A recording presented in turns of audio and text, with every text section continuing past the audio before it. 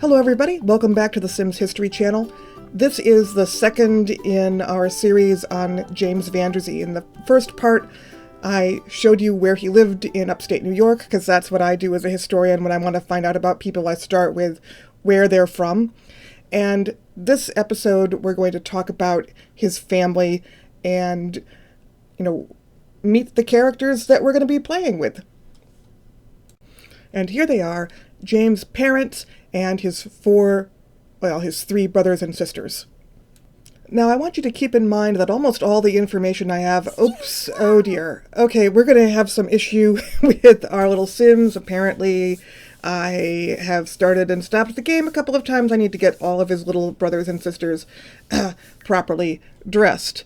So this is actually his oldest sister, his only sister, Jennifer. She is the firstborn, and I'm just going to put her in some old-timey clothes so that you can enjoy her in-game looking like she's actually born in the 1870s, as she was. So anyway, you should keep in mind that all the information that I have about James VanDerZee and his family comes from James VanDerZee himself. Well, there's a little bit that came from research by his biographer, Mr. Haskins, but in fact, most of Haskins' information came from interviews with VanDerZee when he was quite old. So, as a historian, you want to go with multiple sources.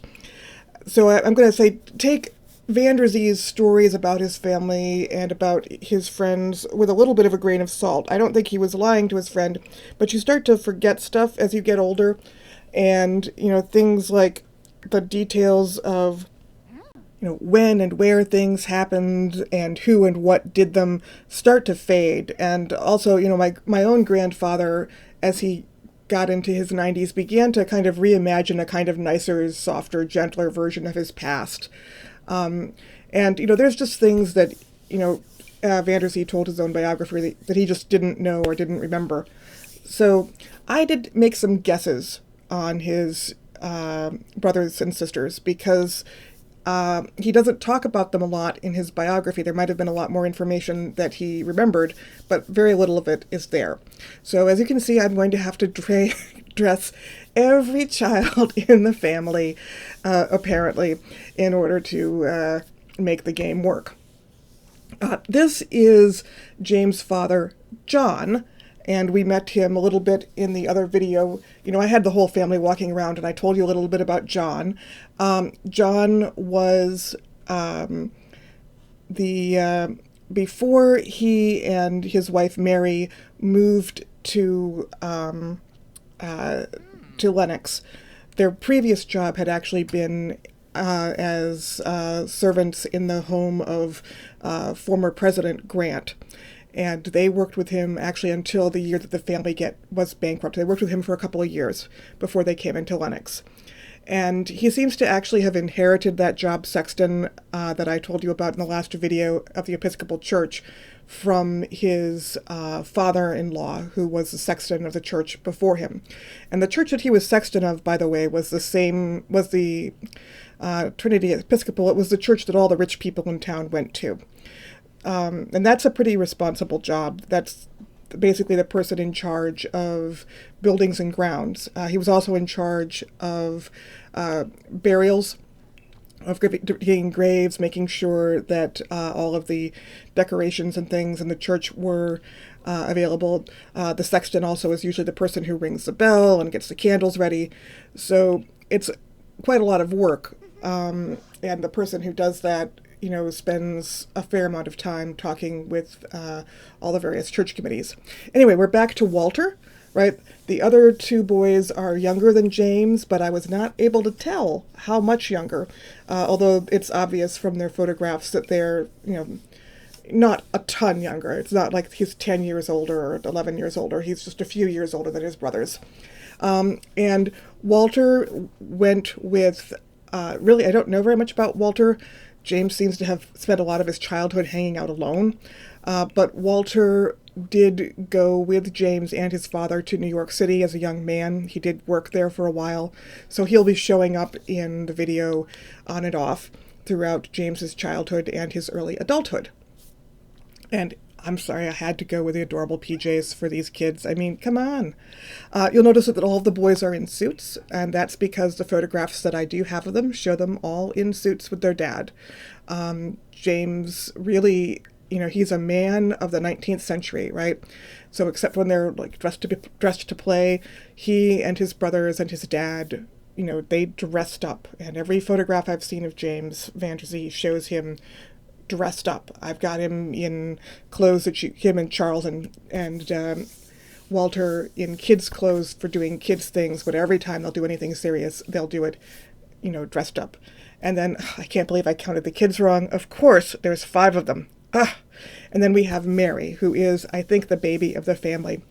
And I don't know anything about Mary except I've got a couple of pictures of her. I've tried.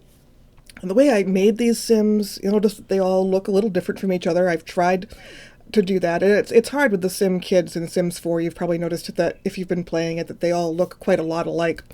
What I did was I made adult versions of them. I used the photograph that I have, the couple of photographs that I have of James's father and of his brothers, and the one photograph I have of Mary and the several of Jenny, to try to create adult versions of them, and then I just, I converted them to children. This is James's mother.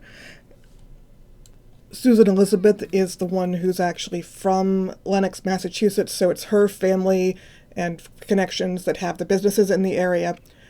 John seems to have been from upstate New York. I don't know a lot about Mary. James didn't say a lot in the biography, but she seems to have been, I gotta stop saying seems to have been, she was the one who got him interested in astronomy, and all of her kids were musical. They all went to music lessons, they all played instruments, so I gave her that creative muser aspiration. I gave her domestic and foodie traits because, gosh, you're going to need it with that many kids, and because she had a reputation as a good cook. And I gave her the trait gloomy because she looks sad in the one photograph I have of her. But, for all I know, she could have been the most joyful and funny person in the world and just had a toothache the day that they took that picture. But, we did what we can do. And you'll see that I've made up traits for most of the other kids. Jenny, I made musical because of her background. I made Walter and Charles both kind of bookish, and I made Mary a loner. But, apologies in advance to their descendants, to their family members, because, VanDerZee didn't die that long ago, and he will, and I don't want to be in any way offensive to the family. I want to be clear that these are personalities that I've had to imagine for the people, and I don't know what the real people were like, and I hope that I will be respectful in my treatment of them. The next video that you're going to see me create is actually Louis XIV's next episode, and then after that, we'll go back to James. So we're going to do dueling Louis versus James. We did learn 3 lessons today from this video. The first is that even historical sources that are excellent can be incomplete and even inaccurate. Another is that any real resemblance between these people and James VanDerZee's relatives is a lucky guess on my part. And the third is that if you use a lot of custom content in your Sims game, you should be prepared for some surprises when you go in to create a Sim. Bye!